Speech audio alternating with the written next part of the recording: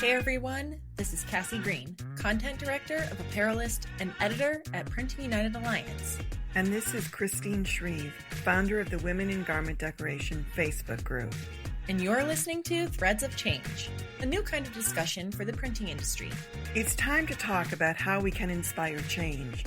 Our conversations will feature topics such as how we can build a more diverse environment at trade shows, what resources are needed to support underrepresented communities, and more. We might be tackling some tough topics, but we're hoping you'll join us on this journey to be the change we want to see in the industry. Come along with us. The next episode starts right now. Hello, everyone, and welcome to another episode of Threads of Change.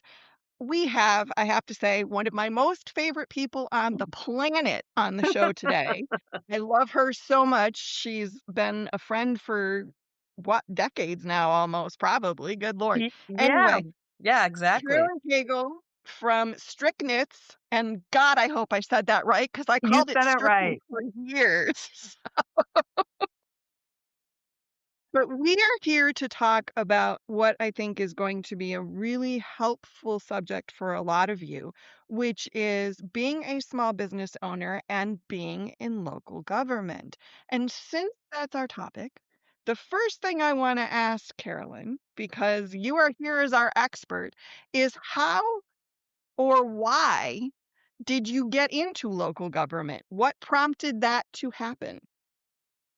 Well, what happened I've always been involved in community, whether it was, some kind of, any event or that. I'm just that person. Okay. And I was asked to be on our town board because a seat had come open and there were no women on the board. And there hadn't been one for a little while. And my good friend, Monica Abris, was on it for years, and she moved to another city.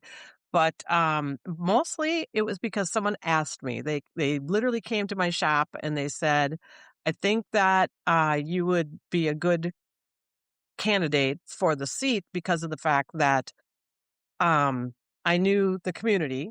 I knew what they were doing. And also, as somebody said, I don't know if I want her because she's an opinionated woman. And I thought, at first I was a little insulted, and then I thought, damn right I am. You're going to ask me. Got to watch those opinionated women. They're trouble. I know. Women. Yeah. She's too opinionated, I think was what the comment was. And it was like, game on. Yeah. Oh, that makes me laugh. So basically, you got involved because somebody asked you to do it. Yeah. Yes. And you said it was on the town council, like your local. Where are you based out of for any of listeners who don't know? Okay, well, I live in Minnesota, and we live in a town called Stacy, and it is about 30 minutes north of Minneapolis, St. Paul. So if you're shooting up the freeway heading to Duluth, we're the stop where you have to go to the bathroom by then. So then you get, and we have a whopping 2 bars and no stoplight. It's still a 4-way stop, but it's a nice town, bedroom community, about 3,000 residents, and we had a township, and then the city was inside of the township. But we went ahead and couple years now, I think it is. Don't quote me exactly. I should know that, but I don't. We merged and we took the township and we put it in with the city because a township, the sole purpose of a township is to be land stewards for the areas around so that when cities expand, they can take on that piece of land so that they're taking care of it. The division works differently though. The citizens decide how the money is spent, and there's a board. There's not a mayor, so there's a town board. And so they merged together, and I was one of the few people that went with the city, basically, so that the transition, we could still keep what had been started, so long ago. We didn't want to lose our ruralness and that sort of thing. So that's how it works. So now we're a city. So the city was very small, and now the township and the city merged. So now we're almost 3,000 residents. We're probably closer to four. No, just on the tip of 5,000. 5,000 would be nice. More babies, whatever. Or people. Well, I No, already learned no more. something because I live in a township where I live, and I didn't know that was how that worked. So I'm like, okay, Yes, I you know have a town. something too. You should have a town meeting coming up, and that is should be attended. And that's where you find out exactly what they spent all the money on, and then they have to ask you what can they set the budget, and they have to ask you, and you have to vote on it. And they just love people to ask questions. Whatever. No, we Oh, always I like it. I do know about this because I am fighting currently. There is a shopping plaza behind the condo development that I live in, and they're putting in a nightclub. Oh, Oh. nice. And we do not want this. Yeah, right. So we So have been going to meetings and writing letters and doing all the stuff, which is actually kind of why this stuff is important to know. right. Yeah, and the person you want to talk to is your planning and zoning, because they're going to create the plan and then present it to your board, and then the board is going to whatever. Make sure you watch that they have public meetings, and those public Yeah, meetings are they posted. did, and a bunch of people went. I was not able to go to that one, but a bunch of people from our development did go. It still sounds like we're probably gonna lose, but we tried. Yeah. Yeah, That's important. Yeah. you never know. This is true. You never know. So there you go. So that's how that came about. Got asked. Now I'm here. Now I'm no longer on. I was on the city council, and I'm not on that, but I remained on the economic development board, that commission. Kind of like the board or the people's there, and that is something that, as a business owner, and if you're in your community and you want to make the most impact for your community, for your business, it would be your economic development board. You want to get on that committee. Okay, so I'm gonna ask the dumb question. What does the Economic Development Board do exactly? Okay, well, so you have your planning and zoning, and then you have your economic development. And so in the economic development, say that 10 times real fast. Anyways, EDA. We do that. We just call it the EDA. So in that group, that is where people come, and after they've kind of figured out what they want to do for businesses, they're going to go to the planning commission and they're going to present it. But the EDA is the base that wants to set up the working businesses. How do you want the community to have businesses? How do you want to bring businesses in? How do you want to advertise that says, you're going to want to have a factory here, or you're going to want to build an apartment complex, or you're going to want to we have a beautiful industrial park. And that's where that group kind of generates the sale for that. And like for right now, the focus was we have an industrial park, and that is pretty much full, but we were still trying to get businesses, and because we're a technically a rural community, but not so much anymore. But anyways, we started a community farmers market with makers and small farmers, so that we can promote those businesses, because we had the focus that if we focus on them, like we have people that make cheese, we have people that are honey people, we have people that are, the standard what's going on right now. But the focus of it is to get them started and grounded and help them, because those businesses grow into next level businesses. So there's a lot of home-based occupations in our community. And so what we want to do, we do not discourage that. We enjoy having people having home-based legal businesses that are within the guidelines. You don't want a guy who's like, I'm going to be a jackhammer driver all night long and there's 15 houses around or whatever. But what we want to do is encourage them and then get them to grow and move into the empty real estate that we have, or say, you know what, I've got 10 guys making bread here, or I've got 10 guys, doing whatever, or 15 women sewing, that sort of thing, so that we can move them into a retail space and get them into brick and mortar so that they can continue to grow, because that brings revenue into to the city itself, because a business person pays way more taxes than a residential person. So it's not the focus of we want you to pay taxes. We want you to grow so that you can hire people in the community. Okay. So rather than McDonald's, we want to have Joe's Rocking Horse Company. Yeah.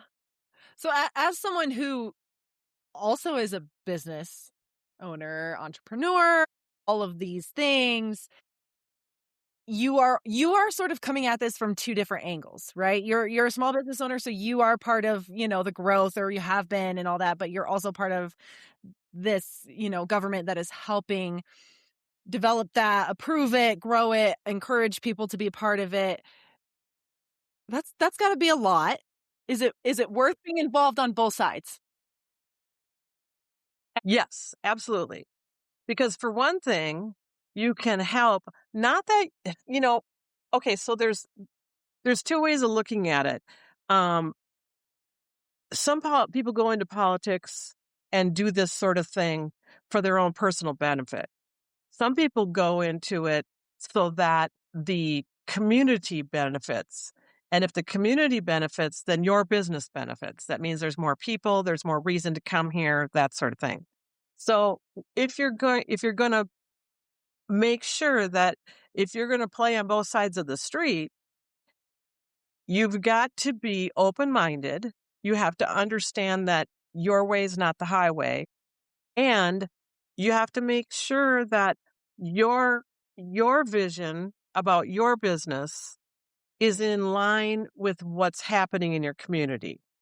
And if you need to change things, if you need to change those structures, then the next thing that you join would be planning and zoning, because they're the persons who make the rules, the signage.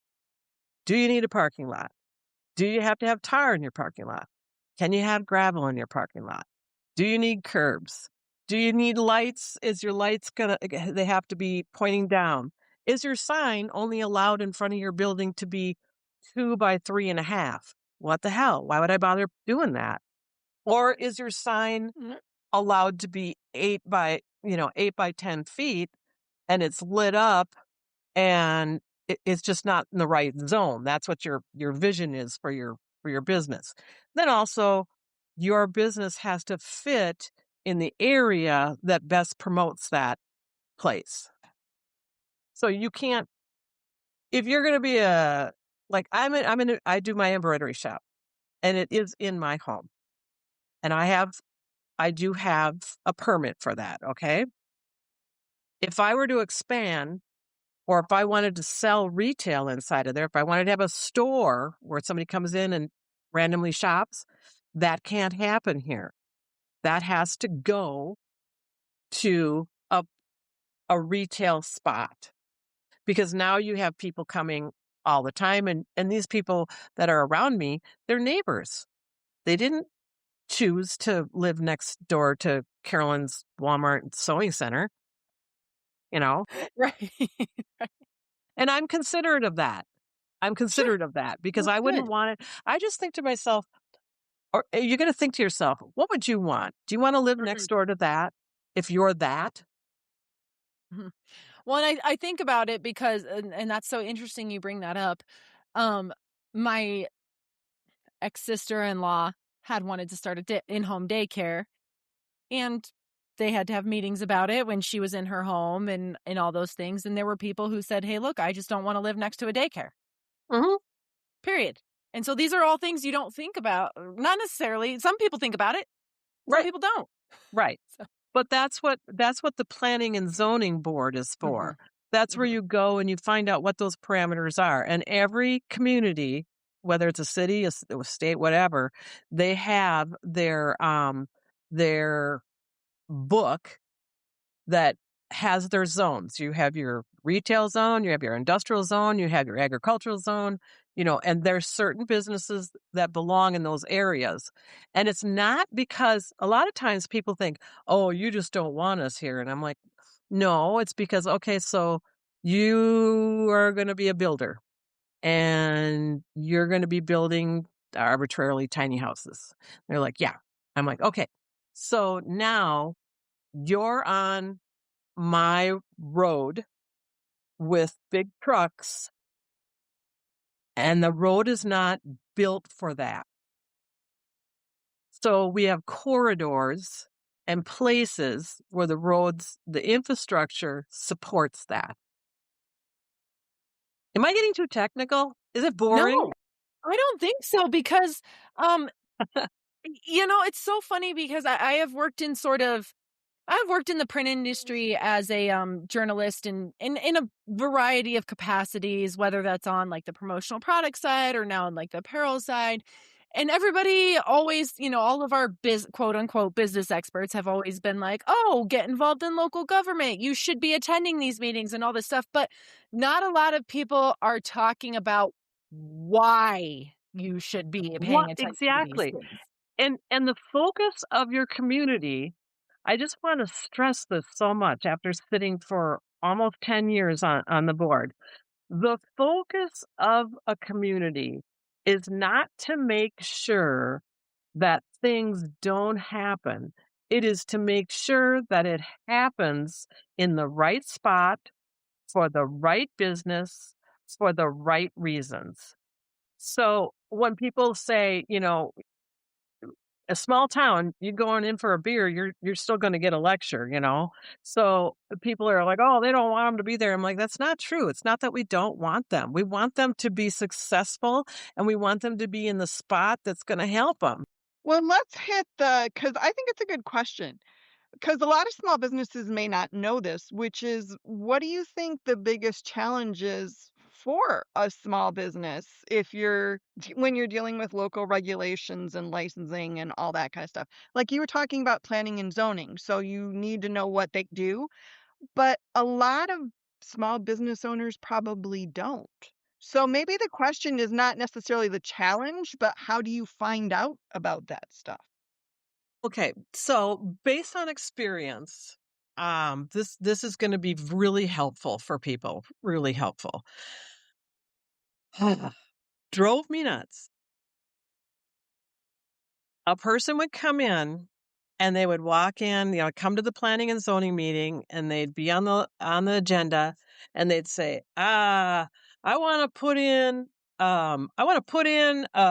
a storage unit place, and on the side we're going to have elephants and blah blah blah. They've just got this really cool idea, but they have nothing written down on paper.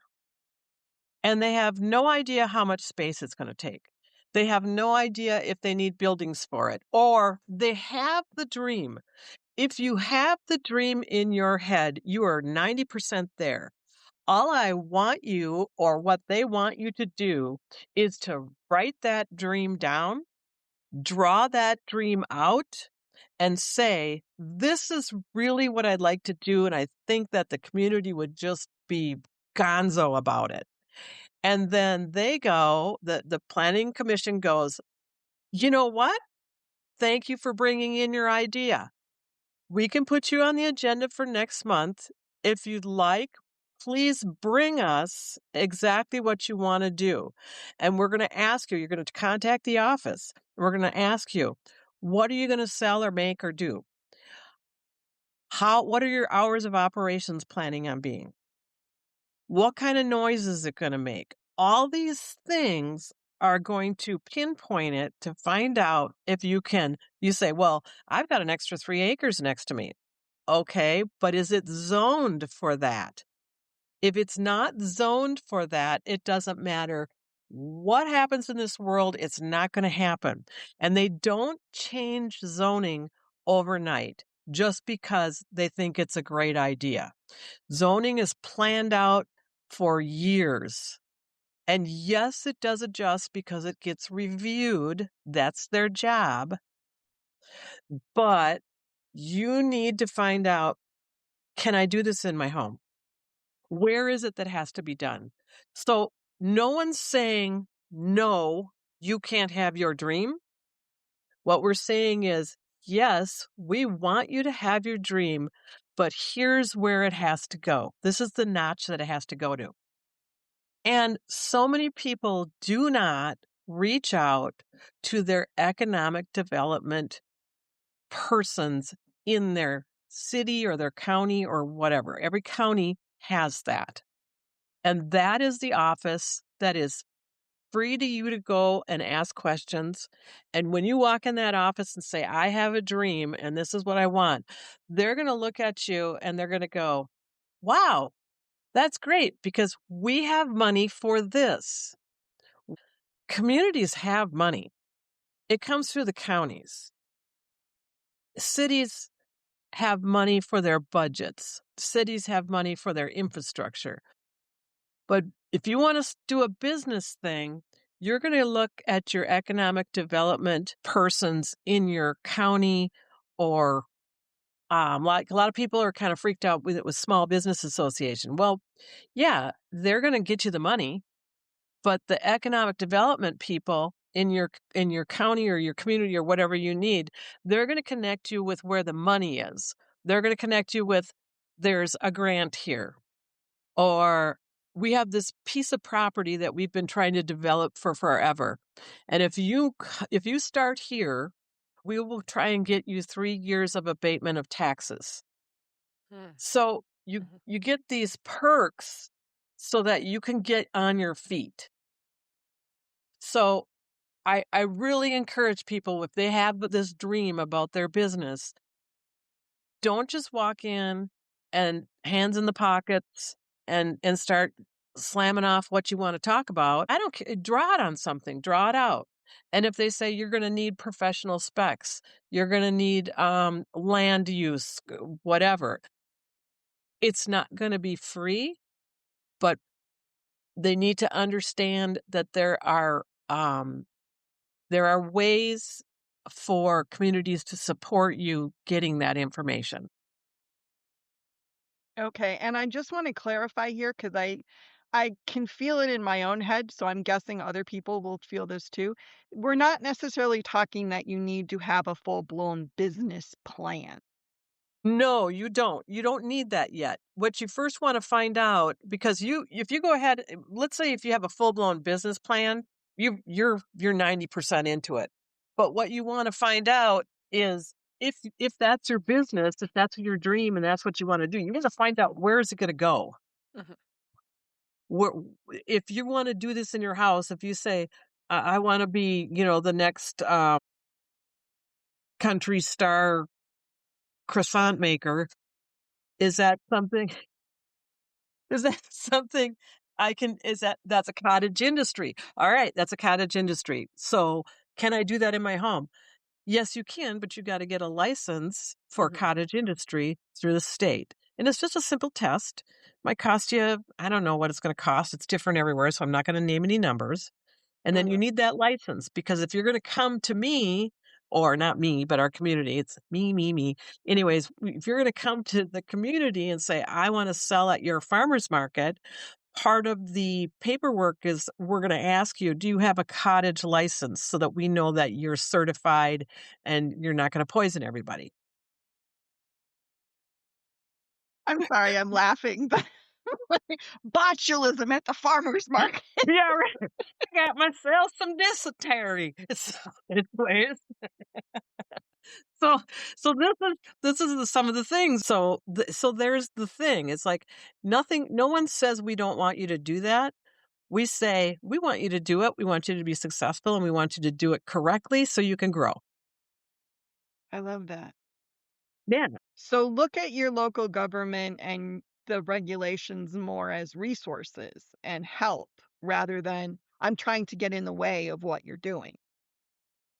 Right, right. And there's times like, so I say, I want to take Strict Knits and I want to turn it into the biggest embroidery shop in the community.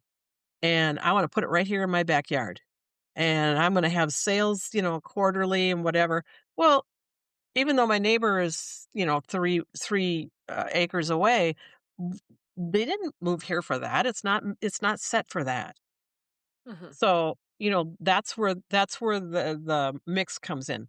Now, there's also going to be a caveat. If you're going to get involved in government, you are going to be under scrutiny.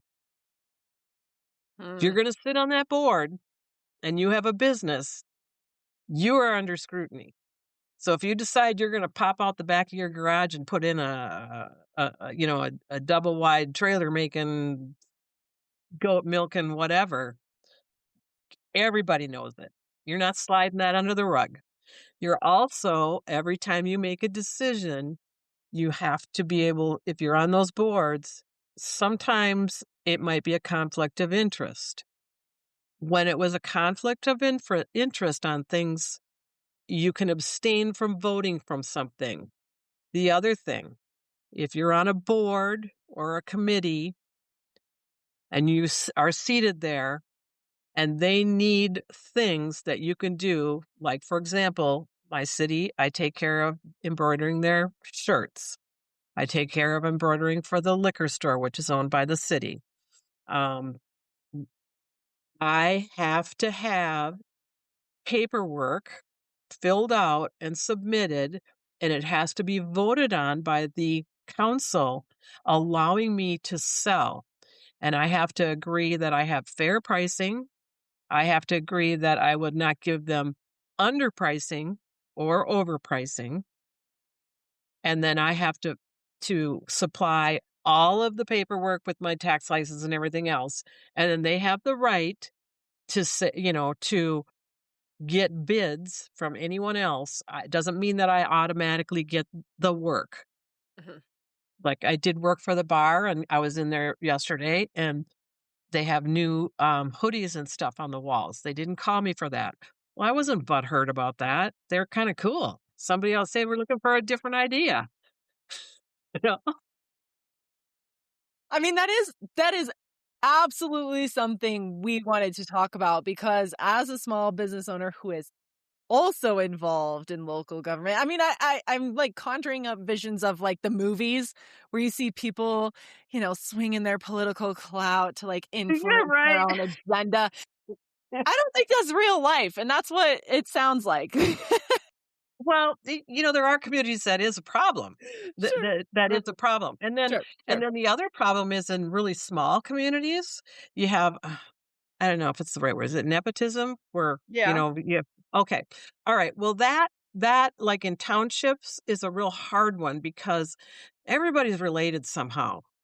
So if you can't just say, well, he's related to Bert and he drives the snowplow and she's related to Alice and she works in the clerk's office. You eliminate your supplier. So they just need to go through those hoops and they have to have fair pricing. So that paperwork has to be submitted. Well, then if you notice, honestly, honestly, as a citizen, if you notice that, hey, why does that one contractor always getting the jobs? Why are, at certain price points, like let's say a job is over $25,000, they have to get bids. That that ensures, you know, that ensures that it's fair and, you know, Buford Pusser isn't getting everybody's, one guy as the whatever. Nobody wants a Christy Gnome in their community, whatever. Some people might, I don't know. But anyway, um, Oh, you I can do edit that out wanna if you want. but what you were talking about actually brings me to a question that I did wanna ask, which is, Okay. you're talking about, okay, if you're involved in local government, you're probably going to be more visible. People are going to be watching what you're doing. And that was kind of one of the questions that I wanted to ask you. Do you think that being part of your local government has made you more visible in your community? And do you think that's been a benefit to your business? Or has it been kind of a double-edged sword sort of thing? Achieve color consistency, efficiency, and precision with G7 Plus certification, the industry's gold standard for color management. Whether you're in packaging, commercial print, or digital production, G7 Plus ensures neutral gray balance and visual consistency across all applications, helping you reduce waste and improve quality. And getting certified has never been easier. Choose from live in-person training for hands-on experience, live online training for real-time learning from anywhere, or on-demand training for flexible, self-paced education. No matter your schedule, there's a G7 Plus certification option for you. Printing United Alliance members save 20% on all courses and certifications. Stay ahead of the curve, view training options, and get certified at printing.org/G7 Plus. Yes and yes. Well, okay, that cleared that Okay. right off. Yes and yes. Um, every decision you make is never going to be the right decision. Okay. Mhm, okay. And you are never going to make everybody happy. You're making decisions based on what needs to happen in the community. But yes, people know who I am. People know my business. And then there's people that I'm standing next to and they're yapping about blah, blah, blah, blah, blah. And I'm looking at them like, and my husband just gives me the elbow like, shush, just wait for them to, because I like that when that happens. You know why? I can hear the real truth then. I can hear what they're concerned about in the Yeah. community. And then I turn to them and say, "Would you like some help with that? Because here's what you need to do." Oh, lady. Yeah, right. Right, exactly.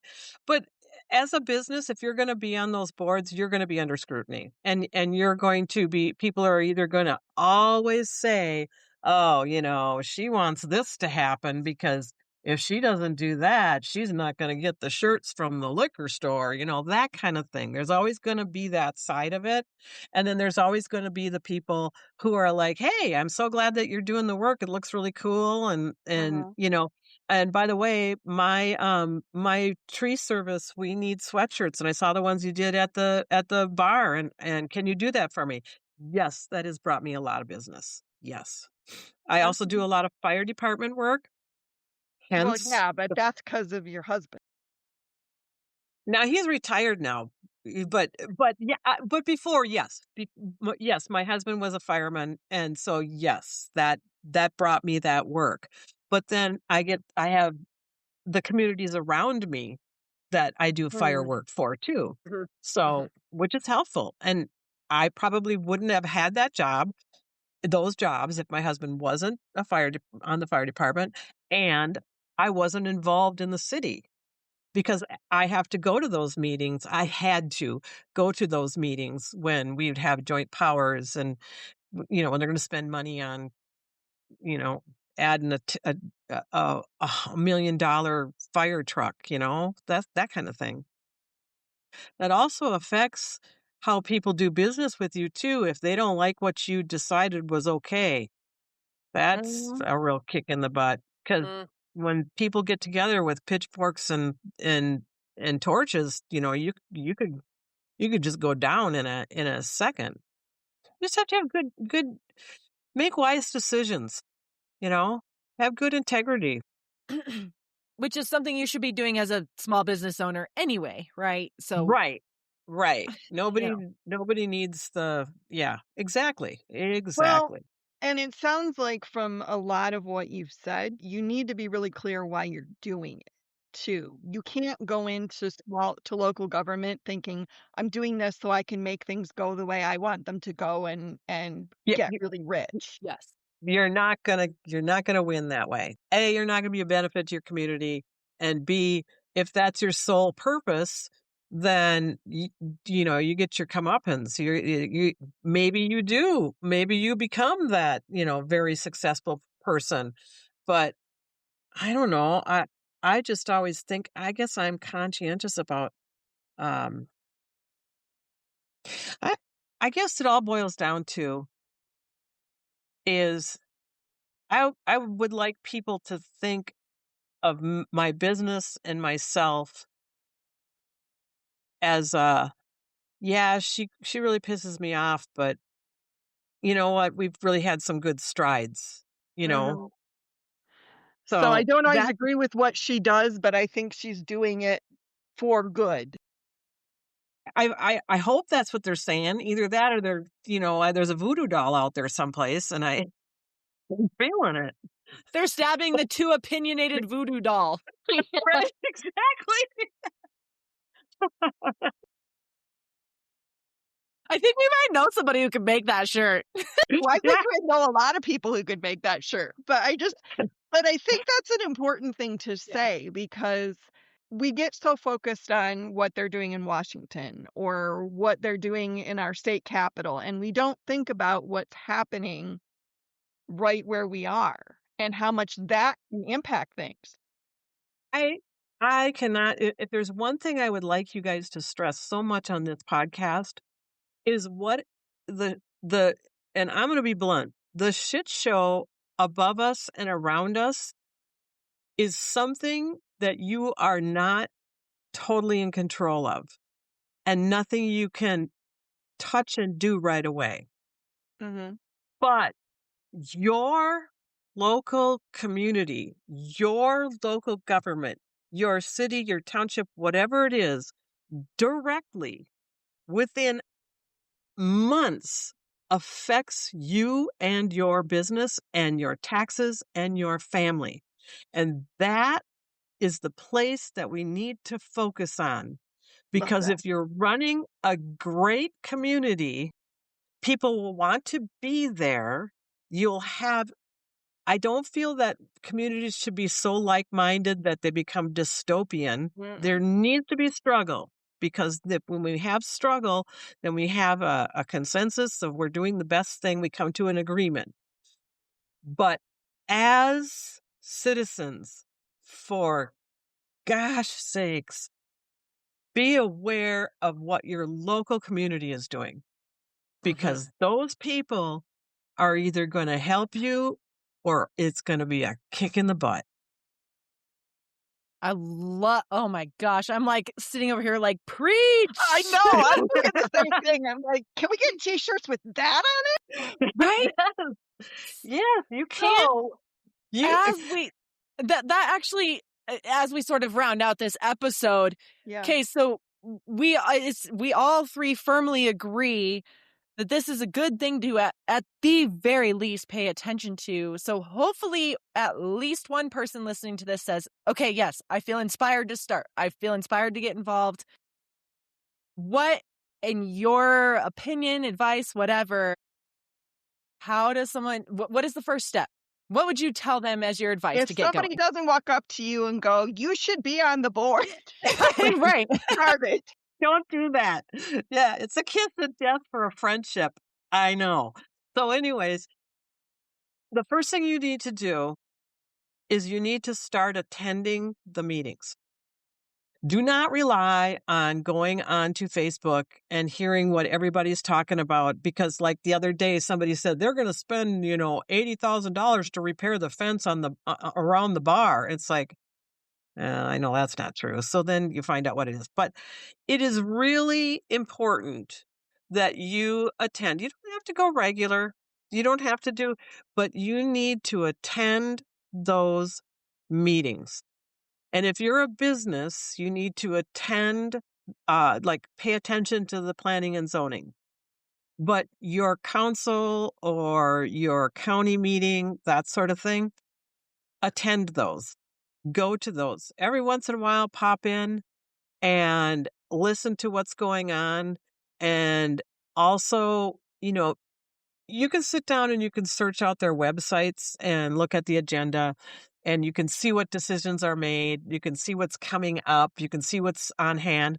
A lot of people do not pay attention to public um, meeting announcements because the communities will put those on their website and they'll put it in the paper, but it's not something that is publicized well enough. That is my biggest pet peeve Mhm. because they usually are only allowed in a newspaper, on their website, or a posted note that's on an official building that they so choose. Like it might be the city hall, it might be the post office, usually it might be the local bank. Those notices are when those meetings and public meeting announcements are. So people need to pay attention to those because they're not, unless they've moved to the step where the person is moving in. Like, for example, when I applied for my conditional use permit here, every neighbor got a letter. Here's the hilarious thing, all right? This is to show you exactly how much people pay attention. My neighbor called me 2 doors down. She's lived next door to me for 25 years. She called me and she said, "I got a letter about somebody that's opening an embroidery shop right on our street here." And I'm like, "Really?" She goes, "Yeah." And it's got like hours and everything. She wants to open up a shop. And I'm like, "You're kidding, right?" And she's like, "No, I'm not kidding. Do you know anything about this?" And I said, "It's me. I've been here for 5 years. I'm just getting the paperwork because I've expanded so much that I need to have, more paperwork." And she's like, "Oh my God, you're kidding me." And I'm like, "No, I'm not kidding you." So that's craziness.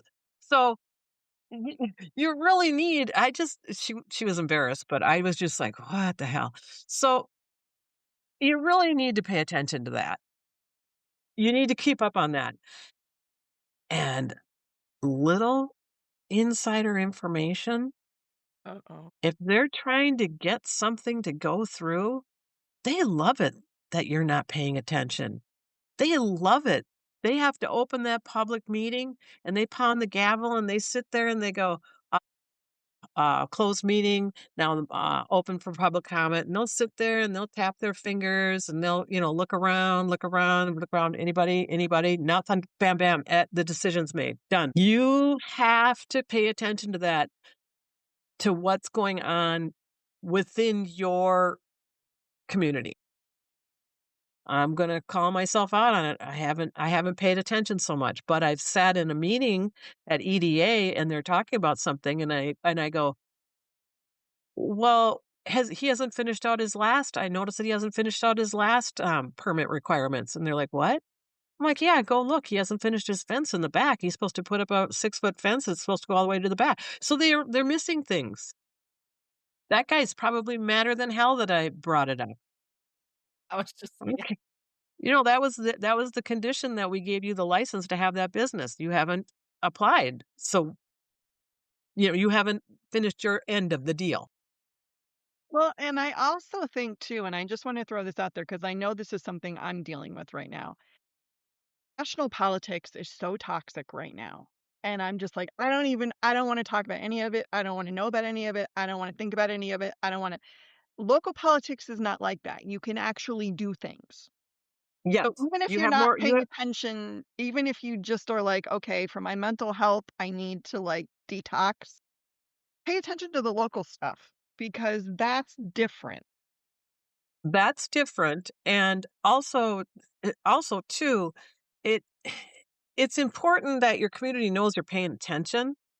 Now, the issue is if you start going and you start, every time you leave, the hair's up on the back of your neck and you're like, got a headache, then that means that you'd like to see a change. Then that means that if that board or that commission is sitting up there and they're making decisions that are like, "Are you freaking kidding me?" And they have seats open, that's when you run for that seat because you're not the only person who's complaining about it. There are other people complaining about it. The biggest issue that I feel that we have right now is just like football. We got a lot of armchair players, but people need, if they want to see change, they need to step up and do their time. So you can see exactly how it works. Mhm. You don't need a lot of money to do it in a small community. I just want people to understand that they are in control of their local community. Mhm. It is your civic responsibility to understand what is going on in your community. Mhm. Fair Yeah. enough. Yeah. Ask a busy person, so women will get shit done. But There you whatever. go. Damn right. I So love yeah, it. people need to, just pick something. Pick something and make your mark. I love it. Oh my God. I really wanted to talk for like 5 more years, but I know we can't because this would be like a marathon like, It get would. your It popcorn would. and your This drink. We're gonna this be would here for be, like it's like all the Lord of the Rings movies. I was gonna say, and the sequel, and tomorrow it'll be Y like a Netflix, It would. seven A seven little seasons. docu-series or something, a podcast series on Huh. Netflix. I love it. I love it. Anyway, this might be one of my favorite episodes we have Yes. ever done. Yes. Carolyn, Oh, wow. really? Thank That you. is Well, because we've Yes. had a great time, but there's also been some real nuggets of wisdom, and I really hope people listen to this and take it seriously. And I hope it inspires some people to get involved in their local communities because that would be the ultimate awesome outcome. It would. we gotta. We Yeah. gotta. Yep. We have to, we have to. That's Listen the to only Carolyn. way. She knows. Yep. Yeah. And don't call me. No.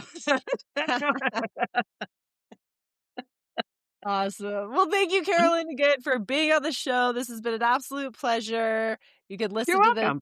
Yeah, you could listen to this episode in your shop while you're working, maybe while you're driving to a meeting. Awesome. Well, gals, thank you so much. This has been a great episode. Yes, it's been Okay. wonderful. Thank you. Hey everyone, this is Cassie Green, Content Director of Apparelist and Editor at Printing United Alliance. And this is Christine Shreve, founder of the Women in Garment Decoration Facebook group. And you're listening to Threads of Change, a new kind of discussion for the printing industry. It's time to talk about how we can inspire change. Our conversations will feature topics such as how we can build a more diverse environment at trade shows, what resources are needed to support underrepresented communities, and more. We might be tackling some tough topics, but we're hoping you'll join us on this journey to be the change we want to see in the industry.